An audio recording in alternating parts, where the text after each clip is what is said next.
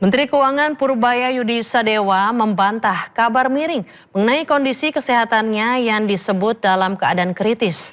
Bendahara negara tersebut bahkan terlihat bugar saat melakukan aktivitas jalan santai bersama istrinya Ida Yulidina di Pusat Perbelanjaan Senayan City, Jakarta. Dalam video ini Purbaya nampak begitu mesra menggandeng tangan sang istri sambil menyapa warga yang tengah berjalan-jalan di mal. Tak hanya itu, Purbaya juga terlihat ramah melayani permintaan warga yang ingin berfoto bersamanya. Kehadiran Purbaya di depan publik ini pun seolah menepis kabar yang sebelumnya menyebut bahwa ia mengalami sakit kritis. Rumor terkait gangguan kesehatan ini awalnya muncul saat Purbaya menghadiri pertemuan dengan awak media pada Jumat pekan lalu. Kala itu ia mengungkapkan adanya gangguan pada area pinggang yang memerlukan tindakan medis berupa suntikan di 8 titik saraf agar tetap dapat bekerja secara optimal. Diduga mencabuli santriwati, ribuan warga geruduk rumah Kiai di Pati, Jawa Tengah. Diperkirakan korban kebejatan sang Kiai mencapai lebih dari 50 santriwati.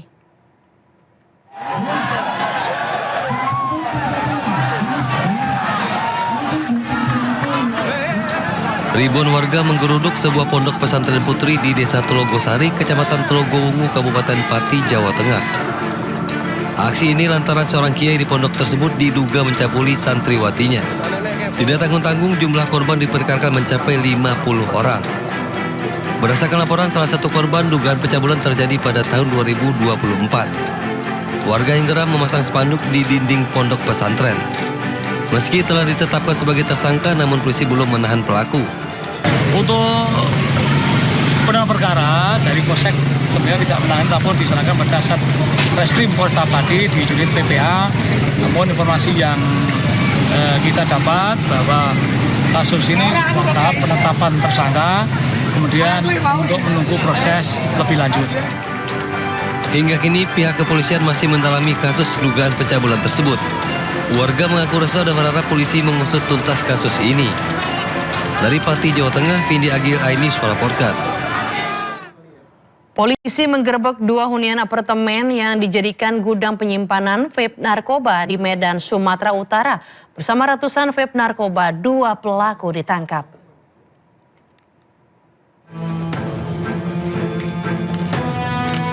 Inilah situasi saat polisi menggerebek 2 kamar di lantai 8 dan 9 sebuah apartemen di Jalan Kolam, Kecamatan Medan Area, Kota Medan. Dalam penggerebekan, polisi berhasil mengamankan ratusan vape narkoba dengan beragam jenis di apartemen yang sengaja disewa untuk dijadikan sebagai gudang penyimpanan. Menurut polisi, terdapat 294 vape dengan kandungan narkoba yang disita dari 2 pelaku. Selain vape narkoba, pihaknya juga menemukan 74 butir pil Happy Five dari kamar yang digerebek. Di mana kami ungkap di apartemen Centraland di lantai 9 dan hasil pengembangan di kamar di lantai 8. Untuk barang bukti sendiri dapat dilihat langsung sebanyak kita berhasil amankan sebanyak 294 piece dan 74 Happy Five. Dalam kasus ini polisi masih mengejar 1 pelaku lainnya yang diketahui berperan sebagai pengendali. 2 pelaku digelandang ke Polrestabes Medan berikut barang bukti untuk nantinya dilakukan proses pengembangan. Dari Medan, Sumatera Utara, Adi Palapa Harahap, Ainus melaporkan. Diduga karena beban kerja yang berlebih, seorang dokter magang di RSUD Daud Arif, Tanjung Jabung Barat, Jambi meninggal dunia. Korban sempat mengalami sakit namun tetap diminta bekerja hingga akhirnya meninggal dunia.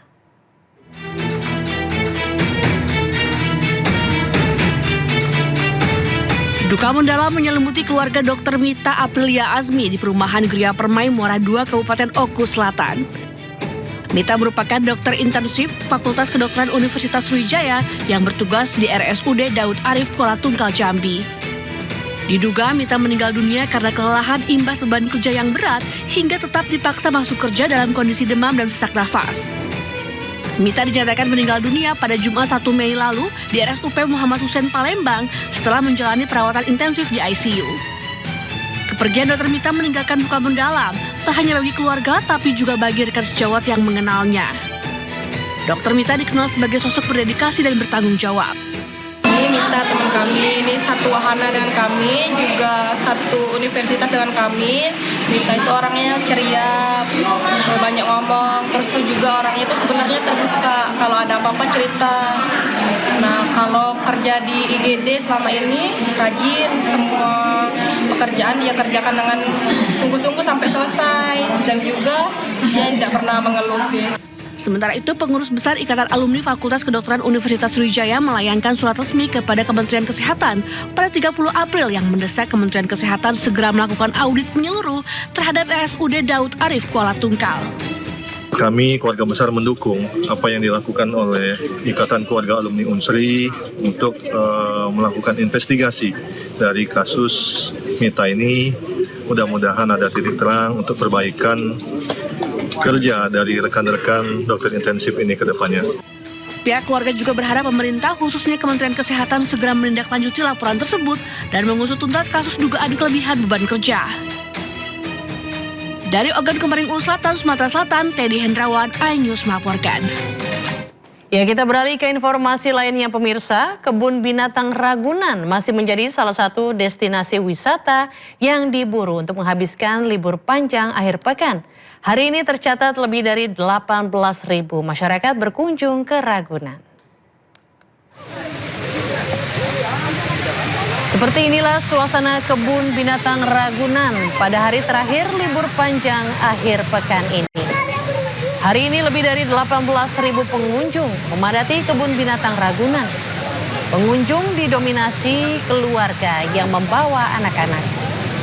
Ragunan memang masih menjadi primadona wisata bagi masyarakat karena harganya yang murah meriah dan lokasi yang cukup strategis.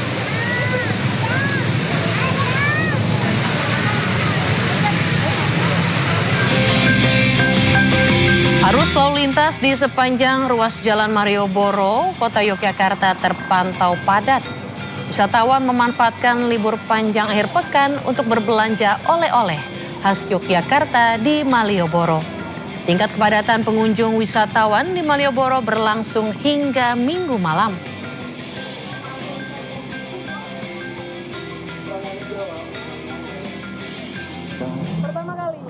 Ya pemirsa, buat Anda yang kebetulan sedang jalan-jalan di Blok M, Anda bisa mencoba makanan khas Thailand di Festival Songkran 2026. Selain makanan khas Thailand, makanan Nusantara pun tersedia di sini. Festival Songkran 2026 digelar di Blok M Square, Jakarta. Festival ini menghadirkan berbagai macam kuliner khas Thailand serta jajanan kekinian. Kuliner khas Thailand yang dihadirkan pun bermacam-macam. Mulai dari nasi goreng nanas Thailand hingga dessert khas Thailand seperti mango sticky rice dan Thai tea dong capek yang cocok untuk menyegarkan tubuh di tengah cuaca panas. Namun buat pengunjung yang belum kenyang dengan makanan Thailand, festival ini juga menghadirkan makanan khas Indonesia.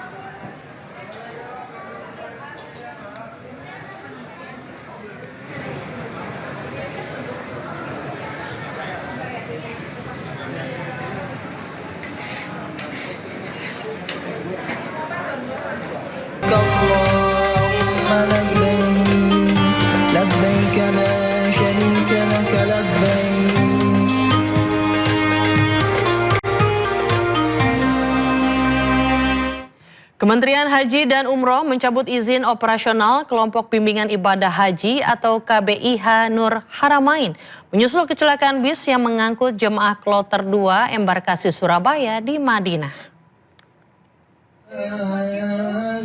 Sanksi berat ini diberikan lantaran Kelompok Bimbingan Ibadah Haji KBIH Nur Haramain dinilai melanggar aturan keselamatan hingga memicu kecelakaan bis yang mengangkut jemaah haji embarkasi Surabaya asal Kabupaten Probolinggo. Bis yang mengangkut jemaah haji kloter 2 ini mengalami kecelakaan di kawasan Jabal Mahmud, Madinah saat rombongan hendak melakukan ziarah. Pencabutan ini akan diberlakukan segera setelah proses operasional haji tahun ini selesai. Keputusan ini diambil setelah KBIH tersebut terbukti melaksanakan kegiatan city tour atau ziarah yang tidak resmi dan tanpa izin PPIH. Padahal aturan telah tegas melarang kegiatan wisata sebelum rangkaian ibadah utama atau Ar-Musna selesai dilaksanakan.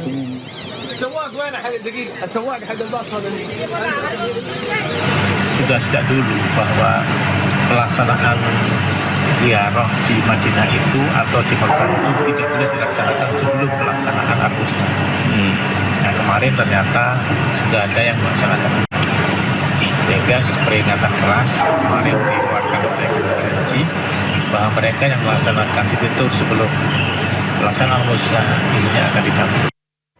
Ya, terkait insiden tersebut, Wamenhaj dan Hil Ansar Simanjutak meminta seluruh kelompok bimbingan ibadah haji dan umroh atau KBIHU untuk mematuhi semua arahan dan aturan PPIH Arab Saudi atau Kementerian Haji dan Umroh.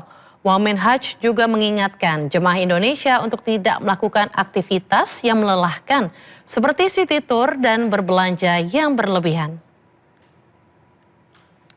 Yang sedang membawa jamaah di Saudi Arabia untuk menaati aturan yang sudah dibuat oleh Kementerian Haji dan Umroh dan tidak melakukan gerakan-gerakan atau pergerakan-pergerakan membawa jamaah ke tempat-tempat yang tanpa sepengetahuan dan izin dari Kementerian Haji dan Umroh.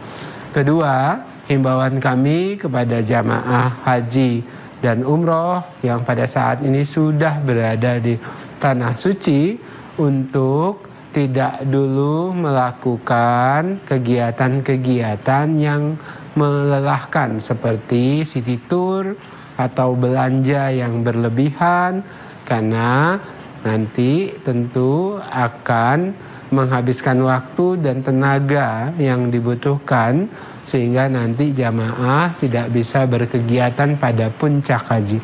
Fokuslah pada ibadah-ibadah yang harus dilakukan. Ia mengantisipasi maraknya kasus penelantaran lansia oleh pendorong kursi roda ilegal saat razia. Otoritas Haji Indonesia di Mekah merilis inovasi kartu kendali. Terobosan ini menjamin jemaah mendapatkan layanan pendorong resmi yang aman dan transparan.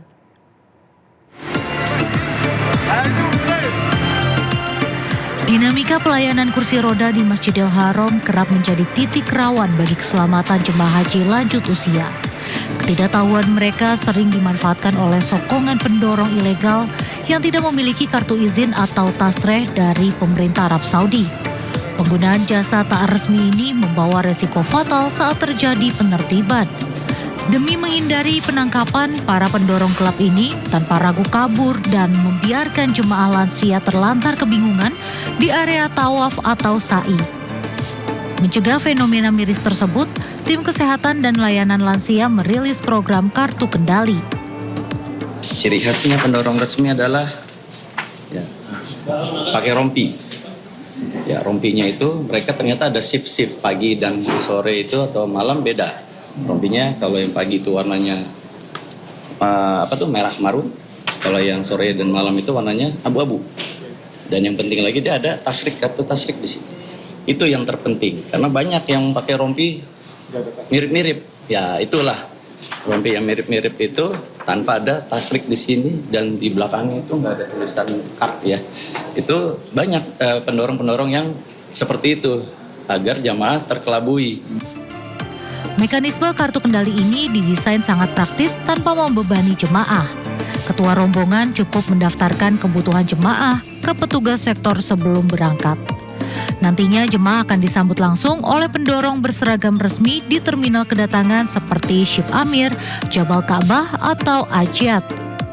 Jemaah pun tidak perlu repot-repot membawa unit kursi roda sendiri dari hotel pemukiman. Ya, jadi nanti ketika para jemaah sudah sampai di terminal, ya ketika ditempatkan di terminal dekat Masjidil Haram, maka kita akan menyambut dengan petugas-petugas resmi ya yang sudah diatur, sudah kerjasama dengan pihak Dakar atau pihak PPIH Arab Saudi. Selain menjamin keamanan, sistem pembayaran juga diatur dengan transparansi mutlak untuk menutup celah pemerasan. Uang jasa diserahkan secara tunai kepada pendorong hanya setelah seluruh rangkaian ibadah selesai tanpa melalui perantara petugas. Sinergi pengawasan ketat ini menjadi bukti komitmen negara dalam memastikan seluruh jemaah lansia dapat mengejar predikat haji mabrur dengan aman dan bermartabat. Dari Mekah, Arab Saudi, Ika Kesuma, Sindo News, tim MCH 2026 melaporkan.